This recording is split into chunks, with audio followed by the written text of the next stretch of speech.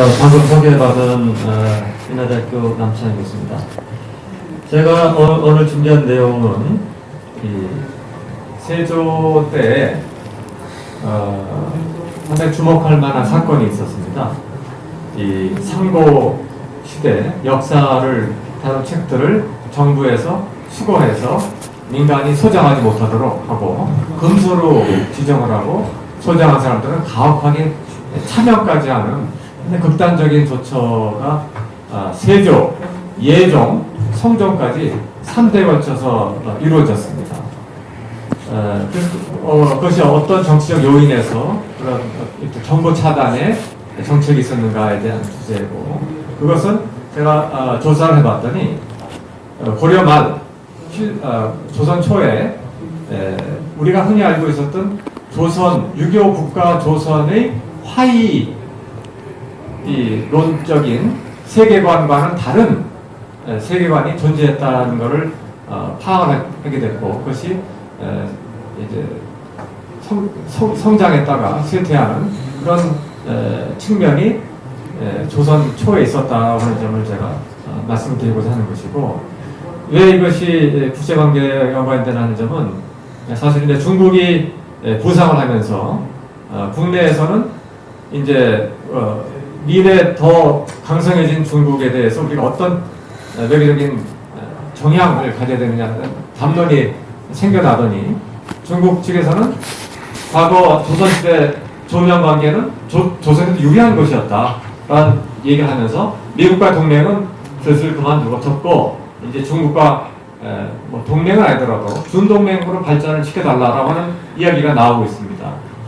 그런 과정에서 과연 우리 조선시대 때 조명 관계의 실체가 무엇이었는가, 천조 체제 혹은 화이론적 조중 관계의 모습이 중국에서 보는 천자국, 제후국의 전형적인 패턴이었는가에 대해서 제가 개인적으로 의문을 가졌던 점이 있습니다. 왜냐하면 세종의 행태를 보면 천문 연구를 하고 독자적인 이제 문자를 상징하고 하는 것들은 소위 말하는 천조체제, 문화론적인 어떤 의례적인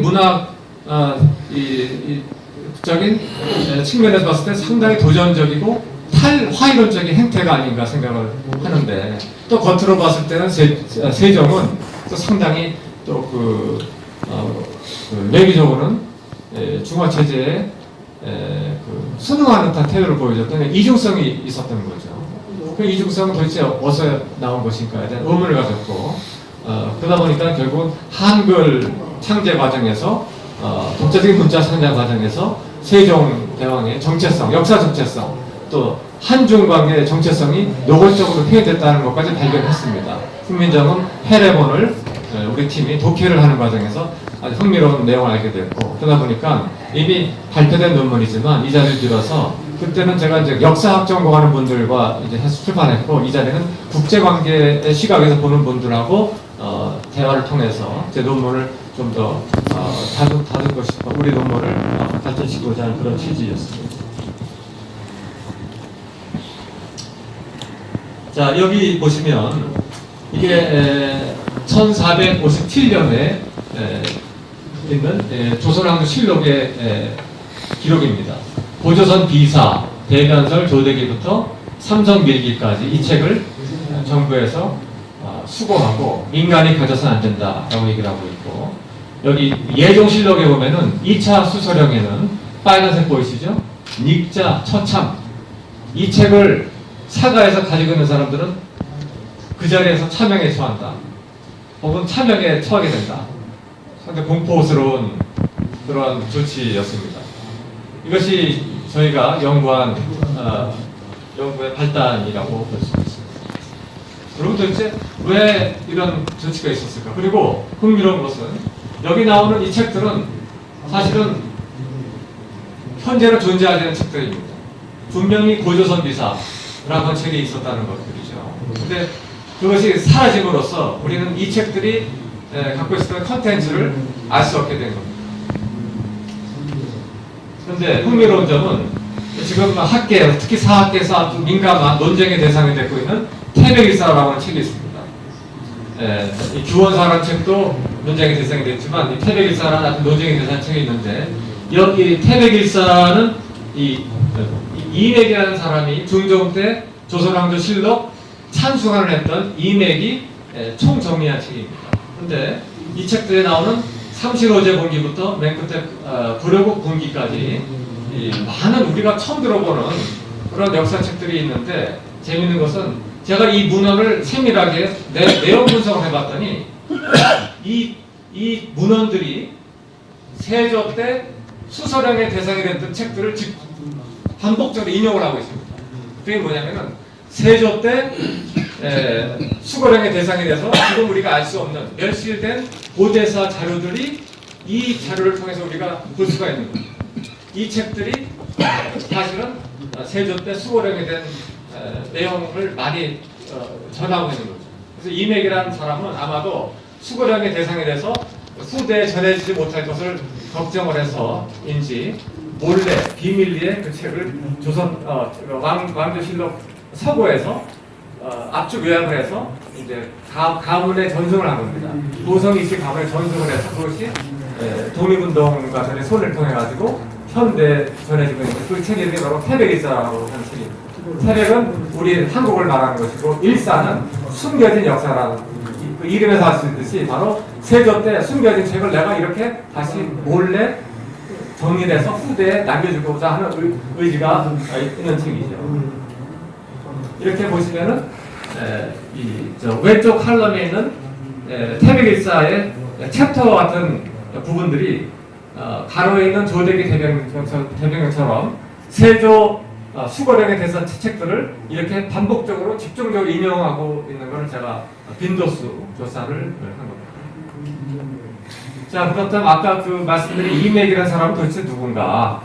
라는 점인데 제가 조사를 해봤더니 이맥이라는 사람은 고성이 씨인데 이 가문이 고려 말부터 조선 초까지 태종과 세종의 측근 신하들이었습니다. 신하들이었는데 예를 들어서 이맥의 할아버지는 태종과 세종 때 좌의정 의정을 거쳤던 핵심 신료였죠. 근데 이 사람들의 이원의 할아버지가 행촌이암인데 행촌이암이 고려 말에 몽고의 어떤 그 간섭에 저항하면서 자주적인 그러한 역사 풍토를 진작하고자 했던 세력들의 핵심 인물이었습니다. 그리고 행촌이암은 동시에 고려 말에 개경의 모든 귀족 자제들이 그 밑에서 공부하고자 할 만큼 유학에도 뛰어난 인물이었습니다. 다시 말하면 유학과 국풍파 사학을 양수 경쟁한 인물이었기 때문에 조선조에서도 괜찮은 이후에도 이 후손들이 조선조 태종, 세종 때까지 이렇게 핵심 이제 그 조정의 신하로 참여를 했었던 것인데, 근데 흥미로운 것은 이 세조 때 그리고 왜 그 태종과 세종이 후원하고 했던 이 이암류의 자주론적인 사학이 갑자기 이렇게 아까 말씀드린 것처럼 압박을 받고 멸실되었는가, 그런 과정이 왜 생겼는가 해서 저희가 조사를 봤더니 이것이 저희 연구 논문의 제목에 있지 않습니까? 했더니 이제 두 가지로 압축이 됐습니다. 첫째는 이 사람 행촌이암의 사학의 성격 자체가 육아적인 조나론적인 세계관하고 정면 충돌하는 겁니다. 그렇기 때문에 그 유교국가 스스로 제국을 자처했던 조선의 외교 정체성과 정면 충돌하는 거였죠. 그렇기 때문에 결국은 조선 초기만 해도 상당히 번성했던 이 이암 사학이 세조 때부터 급격하게 일치게 되는데, 그 배경에는 세조가 명나라한테 눈치를 볼 수밖에 없었던 정치적 사연이 있었던 겁니다. 자기 조카 단종을 폐위시키고 또 왕이 됐는데 사육신, 생육신, 기라성 같은 학자들이 그 부당함을 이제 호소하는 과정에서 그 가혹하게 탄압했기 때문에 아주 심각한 정통성 위기에 몰렸던 거죠. 그래서 그런 과정에서 세조의 측근 신하가 한확이 있는데, 한확이 자기 누이를 2명이나 명나라 공녀로 보내서 후궁이 됐던 사람입니다. 그러니까 명나라 황실에 인맥이 아주 좋았던 사람이 한왕인데, 한왕을 통해서 자기 정토성을 인정받기 위해서 노력을 하는 과정에서 이 조선 초반에도 비교적 자주적인 정체성이 있었는데, 그것이 세조 때 급격하게 미치게 되면서 또 그런 자주적인 역사 정체성을 보양하는 이암의 사학을 탄압하는 그런 정책으로 나오지 않는가 하는 첫 번째 저희 봤던 이유고, 또 하나는 이 이암 사학의 특징이 유교적인 신분 질서와는 정면 충돌하는 그러한 인간관, 사회관, 역사관을 우주관을 갖고 있었습니다. 다시 말하자면 이암 사학에 상당히 몰입했던 사람이 제가 봤을 때는 태종과 세종입니다. 근데 세종은 천민, 노비도 하늘 백성이다, 천민이라고 얘기할 만큼, 자영실 우리 알고 있지 않습니까? 할 만큼 유교적인 신분 질서에서 이탈하는 그런 의식 세계를 갖고 있었던 겁니다.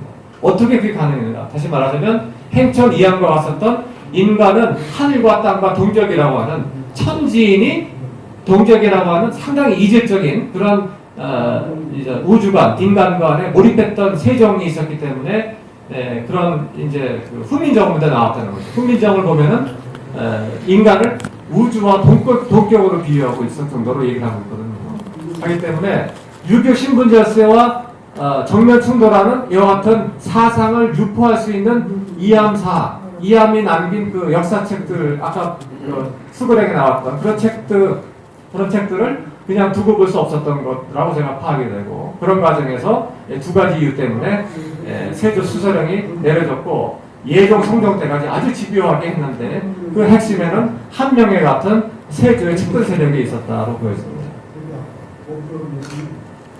제가 지금 말씀드린 것이 저희 연구 결과의 핵심이고, 그러면 그와 같은 연구 주장을 좀 더 보완하는 증거를 몇 가지 보여드리겠습니다.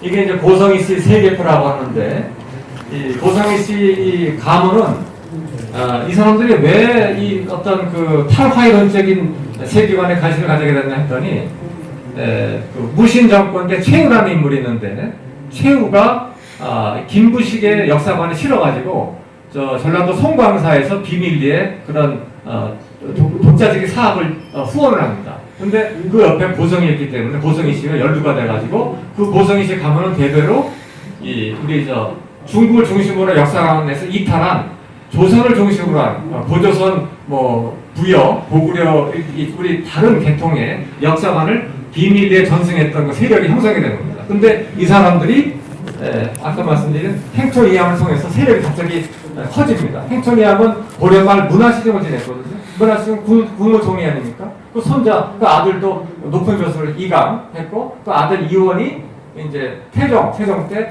좌의정 우의정을 계속 했으니까 아주 권세가였어요. 근데 그 권세가들이 태종과 세종의 역사관에 아주 결정적인 영향을 미쳤다는 증거를 많이 찾았는데, 그건 제가 시간이 제한됐기 때문에 그것까지는 자세히 말씀드릴 수 없고, 논문에 그런 내용들은 지금 이 가문이 어떻게 해서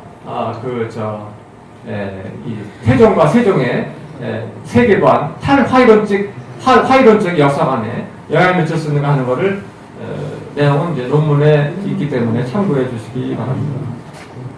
이게 말씀드린 전남 송광사입니다. 저희가 답사까지 가서 했는데, 이 사람은 이제 주지격에 해당되는 이제 분이었는데, 이제 각진국사, 이분들 다 고성희 씨 말씀드린 이종기의 인척 관계에 있는 분들. 저런 여기 이 표가 있는데, 흥미로운 것은 고성희 씨가 없었다면 아마 우리가 흔히 알고 있는 우리 자주적인 역사가 완전히 멸실됐을 가능성도 있다는 정도로 아주 핵심적인 역할을 했고, 흥미로운 것은 이 후손들이 독립운동까지 주도했습니다. 이상영이라든가 우리가 흔히 아는 부한말 독립운동 핵심 세력들도 다 이 고성희 씨 가문에서 나왔습니다.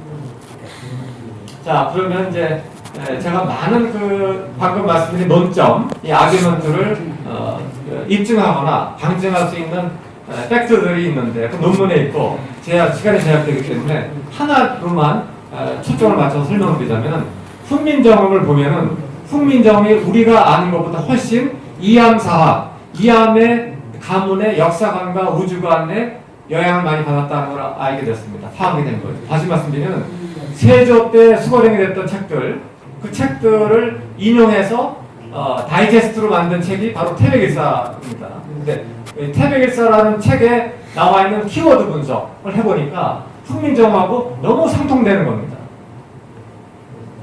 그 말을 다시 말하면 훈민정음의 철학적 기반은 태백일사를 쓴 이맥의 할아버지, 고조 할아버지의 역사학에 영향받았다고 하는 것을 강력하게 방지하는 내용들이 저희가 찾아냈고, 몇 가지만 예를 들면, 우선 훈민정음을 한번 유심히 읽어보시면 아시게 되겠지만은 철저하게 음양오행의 우주론으로 이 책이 있고 한글은 그렇게 구성이 되어 있습니다. 여기 표시된 것들이 다 천지인 음양 개념이고요. 여기 보시면 이렇게 천지인 음양 키워드가 빈도수가 있는데 천지인은 93회, 음양오행은 31회. 뭐 압도적으로 철저하게 음양오행의 철학적 원리에 따라서 훈민정음을 만들었는데, 재밌는 것은 태백일사에 포함되어 있는 삼신오제 봉기라는 챕터가 있는데, 삼신오제 봉기도 철저하게 음양 천지인 삼신오제, 천지인과 오행의 개념으로 우주를 설명하고 있습니다. 그러니까 삼신오제 봉기의 어떤 스트럭처하고 어떤 키워드 스트럭처, 또 빈도수하고 훈민정음하고 놀랍도록 아이소모피즘이 있습니다. 또 맥락적 동조성이 발견된다고 하는 것이죠. 또 여기 보시면은 훈민정음을 보시면은 세종이 화이론적인 그 중국관에서 이탈했다고 하는 거 보여주는 점도 있는데, 정인지 가서 서문에 보면은 천종지성, 제도, 시위, 초월, 배광, 하늘을 따른 성인 같은 우리 세종대왕은 배광을 초월한다. 이거는 이 표현으로 보면은 완곡한 표현이지만 천자에 준하는 표현입니다. 하늘을 따라서 성인이다.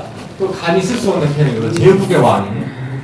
여기 보시면 또 천계, 하늘이 성심을 일깨워서 그 성을 빌려서 훈민정음을 만들었다. 하늘의 뜻을 그대로 맨데이트를 받아서 제도를 만드는 사람을 천자라고 하지 않습니까? 이 말은 다시 바꾸면 세종이 천자라는 얘기입니다. 이거는 사실은 훈민정음 해례본이 왜 실제로 공개되지 못하고 비밀리에 전수됐는가를 우리가 알 수가 있는 점입니다. 여러분 아십니까? 세종대왕이 훈민정음 해례본을 공개해서 출판을 안 했습니다. 자기가 믿는 신복한테만 개인적으로 나눠줬습니다. 예를 들어서 이천 같은 사람들한테. 그러다가 이천의 후손이 그걸 간직하고 있다가 1940년에 우연히 발견된 겁니다. 훈민정음을 만들었던 알았지만 훈민정음에 해례본이 있다는 걸 몰랐다는 겁니다. 그러다가 1940년에 알게 됐는데 그게 이제 현재는 유네스코 기록문화유산까지 된 거죠. 그렇다면 훈민정음 해례본도 그렇게 개인적으로 비밀리에 전할 수밖에 없는 특별한 사인이 있었는데 알고 봤더니 세종은 천자다 이런 얘기를 하고 있는 겁니다. 여기도 보시면 오동방 예약의 문장이 화하, 중국에 못지않다 이런 대담한 주장을 하고 있습니다. 중국이나 니나 마찬가지다. 이거는 명나라 영락제가 알았다면 세상이 뒤집어질 표현들이고, 대동 천고 이런 말 하지 않습니까? 대동이란 말은 동은 우리 조선 말이고 동은 대국이라는 말입니다. 대동이란 말은 이제 그 독립운동가들이 조선 말할 때 쓴 표현이거든요. 이런 표현들 보면은 세종의 조선에 대한 자의식, 정체성을 우리가 명확히 알 수 있는 것이고, 여기 보면 동방유국, 불이불고, 동방의 조선은 명나라 못지않게 아주 긴 역사를 갖고 있는 나라다. 이런 자긍심 넘치는 어떤 자의식이 있었다고 합니다. 자, 이건 또 훈민정음과 천북의 유사성인데 뭐 시간이 제약됐기 때문에 뭐 설명 생략하고, 아무튼 천부경이라는 책은 비전된 우리 고대 우주론인데 태백일사에 포함이 되어 있습니다. 천부경의 내용과 훈민정음이 아주 유사하다고 하는 점은 태백일사를 전승한 고성희 씨의 역사학의 영향을 세종이 많이 받았다. 또 집현 학자들이 많이 받았다고 알 수 있고, 이게 태백일사 삼신오제 봉기 원문인데 이 원문을 읽어보시면 제가 무슨 말씀을 드렸는지 이해할 수 있습니다. 이런 것처럼 훈민정음에 보면은 육아의 어떤 표현들과 이탈되는 어떤 도가, 선가적인 표현들이 계속 나옵니다. 근데 과거에 이걸 해석을 못해서 이해를 못했거든요. 근데 최근에 와서 이제 훈민정음을 연구하는 사람들이 인재 발견을 해서 지난 2, 3년 사이에 우후죽순격으로 훈민정음을 재해석하는 운동이 지금 일어나고 있습니다. 그 문헌들을 제가 선행 연구를 해서 나온 얘기입니다. 대표적인 게 유, 뭐뭐 같다, 양지통음. 양이 음을 통제하는 선가적인 수행문화학과 얘기까지 나오고 있고, 재생, 여러분 육아에서는 재생 이런 얘기 하지 않습니까? 이건 나하게 선가적인 표현입니다. 불멸, 인모탈리티를 추구하는 게 선가 아닙니까? 도가. 또 음운 수행론을 보면은 율력, 이와 같은 도가적인 선가적인 우주론에서 핵심되는 율력 개념들을 통해서 소리를 통해서 인간이 새로 태어난다고 하는 그런 인간관을 반복적으로 얘기를 하고 있습니다. 훈민정음으로. 그리고 훈민정음에 보시면은 인간이 우주의 중심이다, 주동체다라고 하는 이런 이야기들도 태백일사에서 말하는 인간관하고 정확하게 일치를 합니다. 이거는 우연으로 보기에는 너무 일치가 많다라고 제가 판단했고, 그 사연은 아까 말씀드린 대로 이암 후손들이 조선 초 태종과 세종의 측근 신화였죠. 예를 들어서 태종의 스승이 원천석인데 원천석도 이암의 영향을 받은 사람이고, 이원도 세종의 사빈이었습니다. 세자 사빈, 그러니까 스승이었죠. 그와 같은 관계가 분명히 전승의 루트가 발견된다는 점이고, 이런 것들이 훈민정음에서는 단순히 이것이 한글의 매뉴얼이 아니고, 여러분들이 읽어보시면 이것은 오히려 매뉴얼보다는 훈민정음을 통해서 세종이 전하고자 했던 이암사학의 세계관, 우주관, 인간관을 아주 밀도 높게 표현을 하고 있다는 점을 알 수가 있습니다. 심지어 인즉, 무국지치자 이런 얘기를 하고 있습니다. 무국은 우주의 중심인데 무국이 웅켜서 핵심이 된 것이 바로 인간이다 라고 하는 최상의 인본주의적 인간관을 얘기를 하고 있습니다. 이것은 테일 인간론과 똑같은 얘기인데 천부경의 인간관과 동일하다는 거죠. 그래서 이런 식으로 이 천부경부터 이암사학의 문헌과 그다음 훈민정음의 키워드가 이렇게 상호 동일하다는 점을 발견했기 때문에 저희가 하나의 방전자로 말씀드리겠습니다. 자, 그래서 지금 1분이 지났는데 30초 내에 제가 결론 말씀드리겠습니다. 최근에 이제 중국에 부상하면서 우리 국내 일부에서는 한국이 이제 한미동맹보다는 이제 떠오르는 중국을 향해서 갈아타야 되는 거 아니냐, 그런 소수 목소리가 있는데, 그런 목소리의 근거에는 조선은 일관되게 명예 제국 정체성이 충실했고 그 덕분에 500년 동안 비교적 전쟁을 안 했다, 이런 논리가 있는데, 저는 개인적으로 좀 이해가 되지 않습니다. 첫째, 결국은 조선이 망한 거는 사대주의 문화가 이제 심화되면서 자력갱생, 자강하는 의식이 빈약해졌기 때문에 결국 망한 것이 아닌가 생각이 들고, 지금은 미국이라고 하는 역의 동맹국이 있기 때문에 미국과 힘을 합치면 충분히 떠오른 중국을 견제하고 어떤 협력적인 한중 관계로 유도할 수 있는 기제가 있습니다. 메커니즘 하기 때문에 저는 이제 한국의 대외 전략, 미중 사이에서 전략 설정을 할 때 만일 그 중세로부터 정체성을 얘기를 하려고 한다면 이와 같은 조선초만 해도 우리가 중국에서 주장하는 어떤 화이론적인 천조체제의 조선의 정부가 아니었다라고 하는 팩트를 명확하게 인식하게 되면은 그와 같은 그 친중 노선에 대한 너무 성급한 친중 노선에 대한 입장을 좀 신중할 수 있지 않을까, 그런 담론을 좀 더 신중하게 해야 되겠다, 너무 좀 쉽게 우리 전략 설정을 논하는 것을 삼가해야 되겠다, 그런 개인적인 생각을 하면서 저 발표를 마치겠습니다. 고맙습니다.